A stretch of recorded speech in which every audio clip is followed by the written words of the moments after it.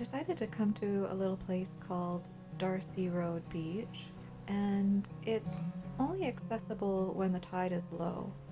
It's a very nice private beach, so I knew I would have it mostly to myself. Sometimes you just need to get out and plein air paint. There's nothing like having the sun on you and the sea air and having your toes in the sand. It's the perfect thing for anything that ails you. My intention for today was not to do a finished painting, but to get a study for a larger painting that I've been working on that is sort of in painting purgatory right now. Well, this is my studio for today.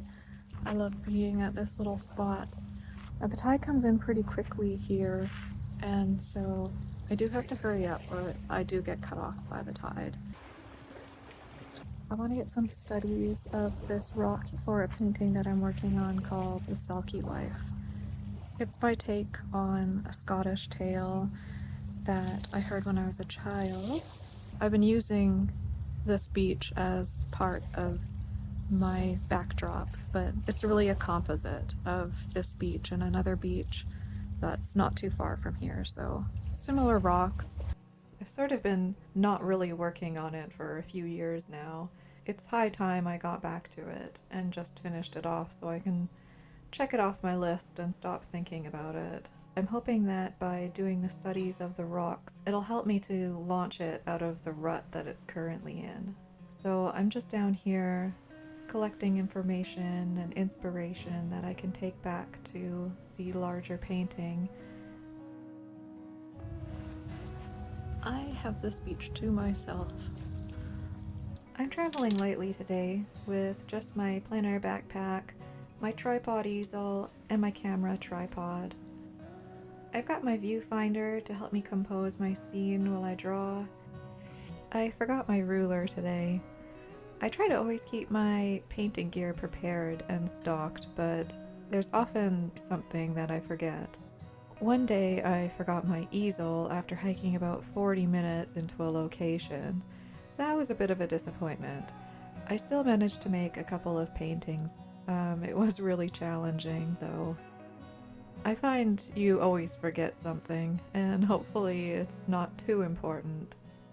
I'm going to be working in oil today, and on my palette, starting from the bottom right, I have a blue mix that is titanium white mixed with a touch of Prussian blue, Portland gray warm, my mucky gray mix, yellow ochre, azo green, ivory black, viridian, Prussian blue, ultramarine blue, iron violet, burnt sienna, alizarin crimson, cadmium red medium, cadmium orange medium, cadmium yellow light, titanium white mixed with a bit of yellow ochre, and 3 piles of titanium white. I have 3 piles so that I don't muck up my light, warm, and cool tones. Now, all these colors aren't necessary, but I like to have them because they shorten the amount of time that I spend mixing. Some plein air painters mix all their colors beforehand on location to save time. I've tried this, but I felt like it deadened my results a bit, and by the time you're done mixing everything up, your scene will have changed significantly, and it may not be the scene that first inspired you.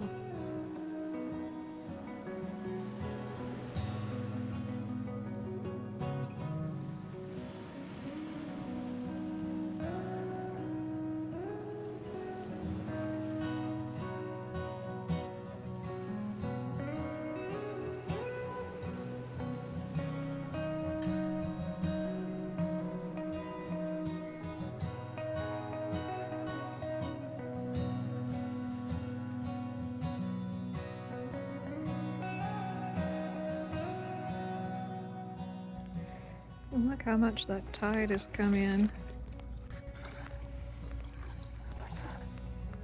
The sea air seems to make these strange specks on my canvas. They disappear when the paint dries, so I won't worry about them too much. The first time I saw them there, I was completely shocked, and I was adding in more medium and laying on more oil, and it just kept happening, so I was really relieved when I got it home and they vanished.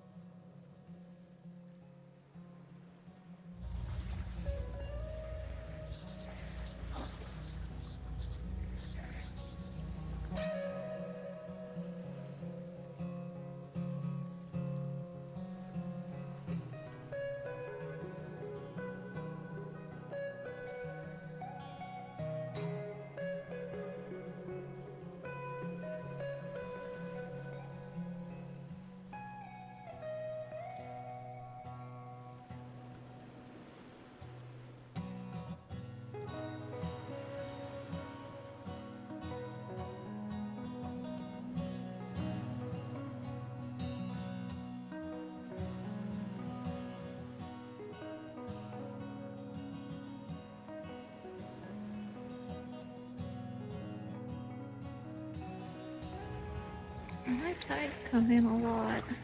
The lighting looks really neat right now though.